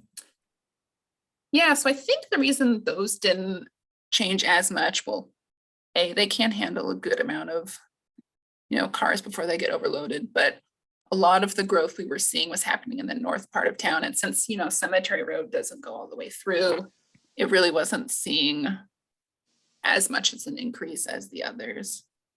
Yeah, it all depends where people are traveling, right? If you're traveling. The problem, like on Copeland, isn't the traffic, it's trying to turn onto Copeland off of Cemetery. And when you got, you know, you've got cars going each way, and then like trying to go off Shafford, seeing someone come down Copeland, you can't see. It's so that it's more of just the way it's designed versus the amount. I think you can add into the speed coming down Copeland. A lot of times they're going really fast. So it's more of a site. Yeah. or safety issue. Yeah. Because Okay. the road is in a curve. It kind of keeps on curving around as before it goes out of town there. And yeah, and the people coming down the hill come a little too fast. Mm-hmm. Yeah, it's a blind spot. Mhm. It is. Yeah. Yeah, if they were going 25 coming down the hill, where they're supposed to be slowing down to 25. And if they were doing that, then it would not be an issue. But I don't know if there's a way to make them do that or not. And actually, if you're coming off Pierce, you have the additional blind spot of the bushes from the football field. Mhm. I can see around the bushes. I can't see around the buses. When I'm trying to like turn in the mornings to go to the high school and it's like, The I'm other, just the other gonna go. thing with Cemetery Road, Oakland Road is that they're still building lots of houses at Skinny Ridge and all those. Cemetery Road through Copeland and then turning right and going by the schools. Where there's already. Mhm. But we do have the connector that'll go from Hillway to Eagle Creek Highway as well too. So that'll take some of the pressure off of that area, plus the connector running from, is it Curran Creek to Deuce as well too? Yeah. So we've got a couple things in the work to take some of the pressure off of that area now too. But I would agree. I drive that area up Cemetery, Copeland every day. That's you just gotta make sure you're paying attention all the time. Mhm. Are you going to do like studies like where potential stop signs could go? Because we look at, we get requests for people, people asked to put in stop signs and to see what the outcome, if there was a stop sign there, what would that really cause? What would the outcome of that be? So is it feasible, or is that something that you'll be looking at in this update? I would say if that's one of the solutions that matches to these, gaps that we're identifying, that's a possibility. We just need to identify them first. I don't think we would go through and test stop signs everywhere, but if there's a specific place, like everybody says there needs to be a stop sign here, we would definitely evaluate that before putting it on the list of options. Okay. So if you have any specific locations, I think that would be, the time to raise, like, this is an issue because I can't see, or people are going too fast. And would a stop sign be appropriate here? In regards to stop signs, you might look at four-way stops rather than just two stops. I know in other areas that I worked at, a four-way stop, traffic actually goes faster than if you're waiting and waiting and waiting. Right. Trying to figure out who's supposed to go. Yeah, that too. Kelly? Does your model here for the future traffic conditions assume those new connected streets that were mentioned earlier? Or does it assume just the network of streets that you have today? It does include some future connections. Specifically, I think we were talking about the Curran Creek one, the one that helps with access to Eagle Creek Road. That intersection of Eagle Creek Road and River Mill Road becomes four-legged when that other street connects into the new subdivisions that are being planned up there. What was the other one we mentioned? I'd have to check the one that was the Hillway. I can't remember off the top of my head where that is. It's in the top, looks like it's on there. It's the top right of the green. So if you bring your mouse down, the green school area, there's a little connector road right there, yeah. Oh, okay. In the green part, it doesn't exist yet. Okay. I think for the purposes of this analysis, that would not probably change a lot of where the new developments we're using, but I can go back and look. Because for the most part, we would assume if something is definitely going to be built in the future, that we would assume it. But these are our future baseline conditions, right? So not every future project is assumed in here. It's more like, yeah, it's in progress. It's definitely going to be built. That sort of thing is included in this. So we look at the subdivision plans and how are they planning to access these facilities. We kind of use those studies to influence this.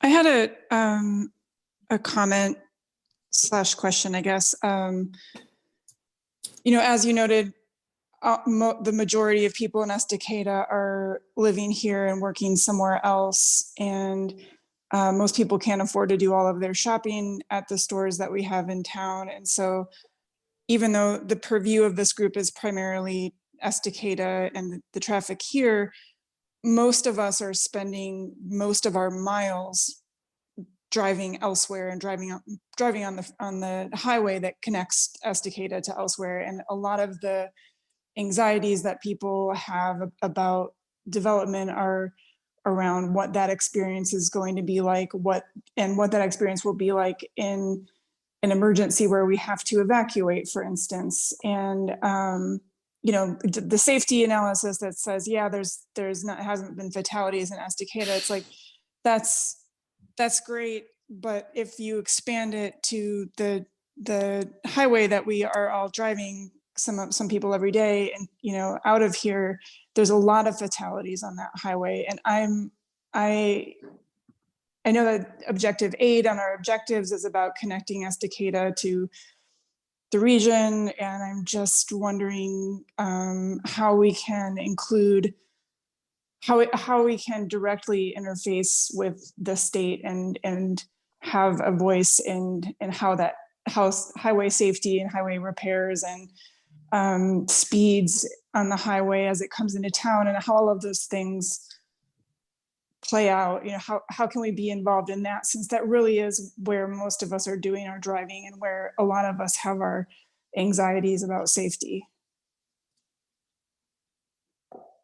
Yeah, I think those are all great points. Very insightful that's, you know, where the burden of the transportation system is going to be. And since, you know, this plan can only control things that are within the city, what can we do to, you know, make the system more resilient, make it so, you know, not everybody is always using the highway for all of their trips, and coordinating with the other agencies, right? Like with the county and with ODOT, because coordination with them is going to be important to make sure that these solutions we do come up with, they would support and we can implement, because at the end of the day, that's what's important, is that we can get these solutions implemented, because we don't want you to be stuck on the side street forever trying to get on the highway.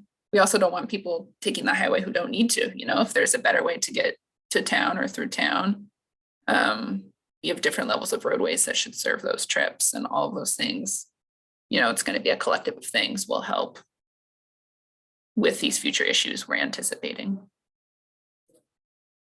Yeah. So I appreciate your comment. The fire department has a comment on this. One of our issues is getting out onto the highway, especially coming off like Curran and some of that, because of the 211 bridge. So everybody cuts over off of 211 up to Hayden over to Springwater to get to Oregon City and Clackamas and some of that. And then we have the traffic coming out of the Kazadoo Get and Go and that side. And so trying to get across that highway for like non-emergency traffic at the height of the evening rush, maybe 4 or 5 o'clock in the evening, it's really hard for us to get out onto that based on where our location is, where the fire department's located. So I just want to throw that out. You got a couple red dots there already in that area, but Yeah. that's a huge factor for us in trying to get to some of our non-emergency calls that we still have to respond to. So we're sitting on the edge of the road trying to get onto the highway, and it may not be a code 3 response, but it's still enough like, hey, we need to go on a public assist, or it's a fall where we got to help an elderly person get up. We may not have the lights and sirens going, but we still got to get across there. Yeah, duly noted. And I think especially with just having one signal available, there's less, you know, key crossing points for people where you can have reliable access to the highway when you need it. Let's look at the menu of potential solutions slide, just because I did want to talk about the possibility for, you know, whether there needs to be another signal on the highway at a strategic point, whether that's closer to River Mill because that's, you know, slowing people down when they enter town, or whether that's getting another key point near the new developments for access to the highway. We certainly wouldn't suggest having, you know, traffic control along every point on the highway that's failing, because then, you know, you're disrupting the highway and its purpose. You're not having a flow of traffic. But I think we should think about, you know, where would a strategic location be where more traffic control might be needed, not only for people driving, but also for people walking and biking, another safe place to cross to get from the new residential areas to, you know, industrial development, jobs, the river on the other side. I've listed a lot of other solutions here that maybe we've already touched on, or maybe we haven't, but I'd be interested in your input on another place for traffic control on the highway and where would be a good fit to help with access. This is Taylor. I don't have a suggestion yet other than River Mill, but just to add to that, that idea of a signal at River Mill.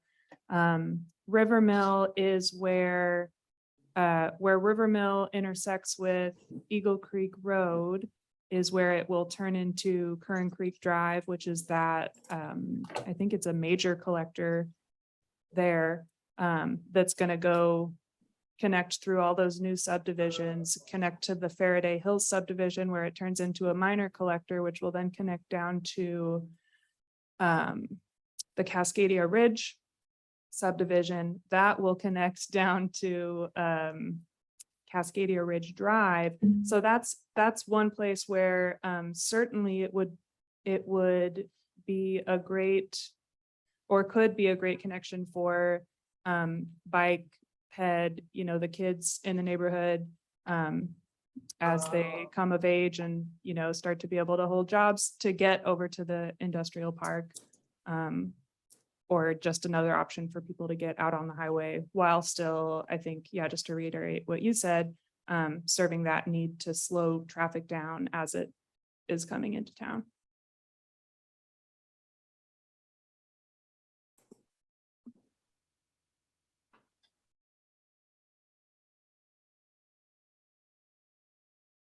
Any gut knee-jerk reactions to that?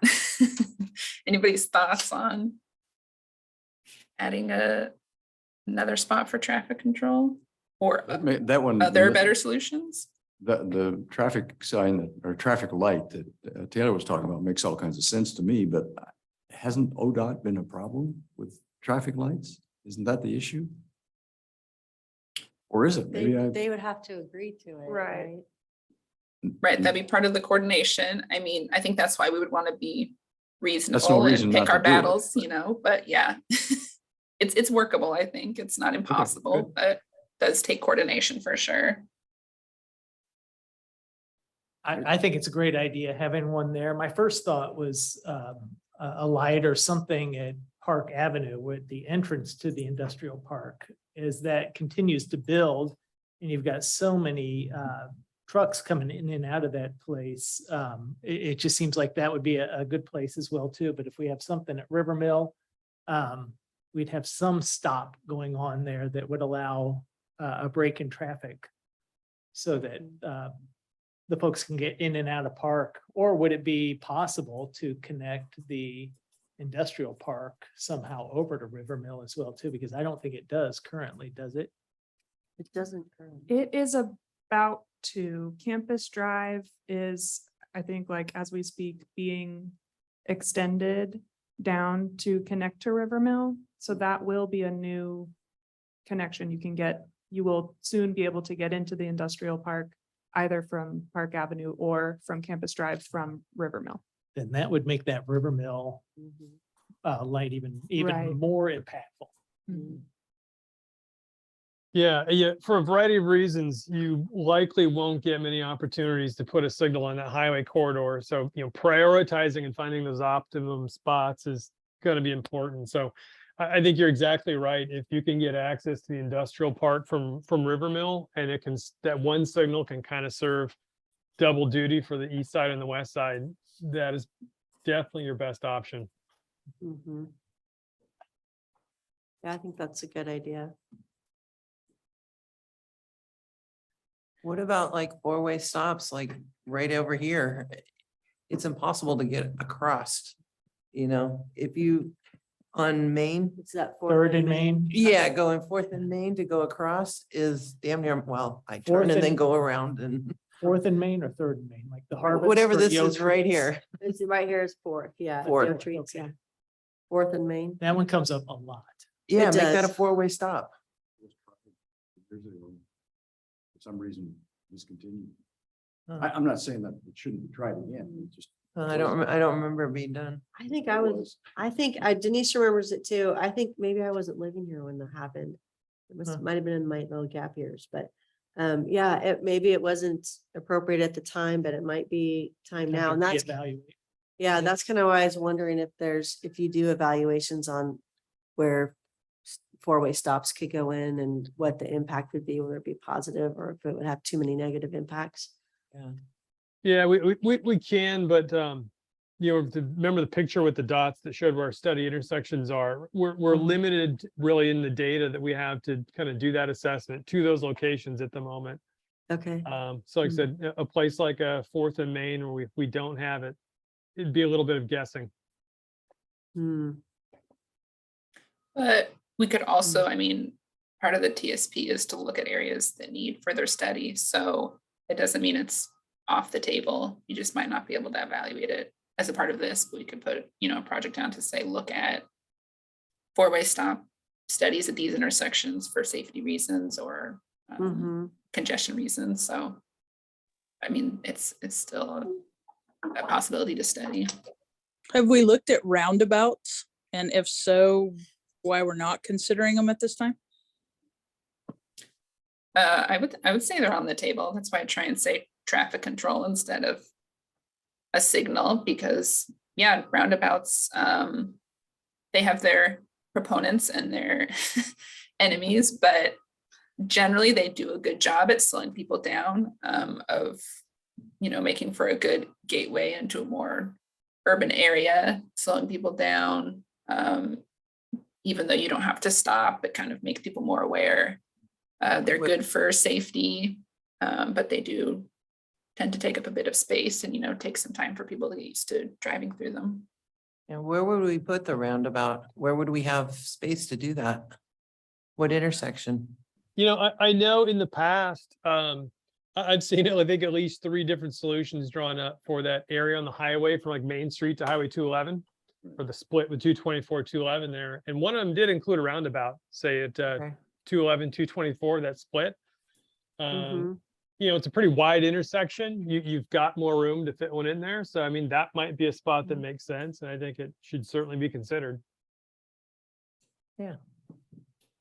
I was just thinking about pedestrians again, and has like pedestrian bridges been thought about, like for crossing over the highway? Not there. The only place I can recall a pedestrian bridge coming up was in the active transportation plan. I think this was actually part of the state parks comprehensive plan for Milo McIver. There's a future ped bridge proposed to get to Milo McIver, to like Lakeshore, over where the dam is, but not over the highway. One of the problems with pedestrian bridges is not only are they expensive, but if you don't already have kind of a natural grade difference, so it's kind of in the plane of where they want to walk, the odds of somebody going like up some stairs or an elevator or something, then going over and going back down, really low. So, where the highway is right between the waterfront and the downtown or something like that, pretty much being at the same grade, it's not likely it would get used very often.